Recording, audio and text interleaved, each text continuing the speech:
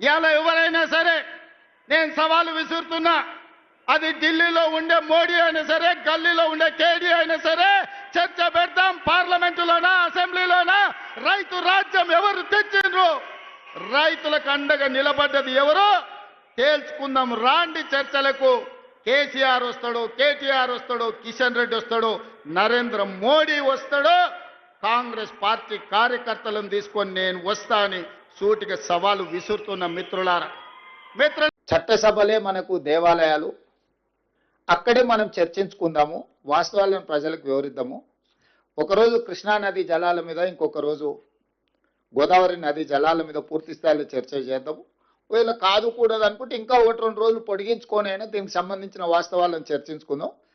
ప్రధాన ప్రతిపక్ష నాయకుడిగా వారిని ఏ తారీఖు వారు వస్తారో, ఏ తారీఖు వారు చర్చిస్తారో ఒక లేఖ రాయమని స్పీకర్ గారికి. తక్షణమే ప్రభుత్వం స్పందించి శాసనసభ సమావేశాలను ఏర్పాటు చేసుకుందామని నేను వారికి సూచన చేయడం జరిగింది. సవాల్ విసరలే. ఎందుకంటే నాకు ఈ చట్టసభల పట్ల, ప్రజాస్వామ్యం పట్ల నమ్మకం, విశ్వాసం ఉన్నది. అందుకే వీధుల్లో కాకుండా, క్లబ్బుల్లో కాకుండా, పబ్బుల్లో కాకుండా, ప్రజల ముందు చులకన కాకుండా చట్టసభలలో మనం చర్చ చేసుకుందాము. రండి, మీ అనుభవంతో మీ చేసిన ప్రయత్నాలన్నీ వివరించండి. భవిష్యత్ ప్రణాళికలను కూడా మనము చర్చించుకుందాము. మీ అనుభవంతో ఏమైనా సూచన చేస్తే మా ప్రభుత్వం తీసుకోవడానికి సిద్ధంగా ఉందని నేను వారికి సూచన చేయడం జరిగింది. ఇక సడన్గా ఆయన బయలుదేరేండు, ఆయన ఏం మాట్లాడుతున్నాడో నేను చెప్పే కంటే మీ అందరు కూడా చూస్తున్నారు.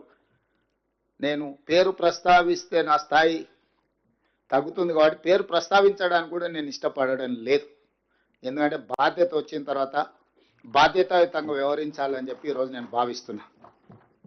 నాకు తెలిసి ఈ భాషలకు ఏ విధంగా సమాధానం చెప్పాలో మీ అందరికి కూడా తెలుసు నా గురించి. కాకపోతే ఏంటంటే ఇంకా ఆ దిశగా వెళ్ళొద్దు అని నేను అనుకుంటున్నా. అయితే ఈరోజు ప్రధానంగా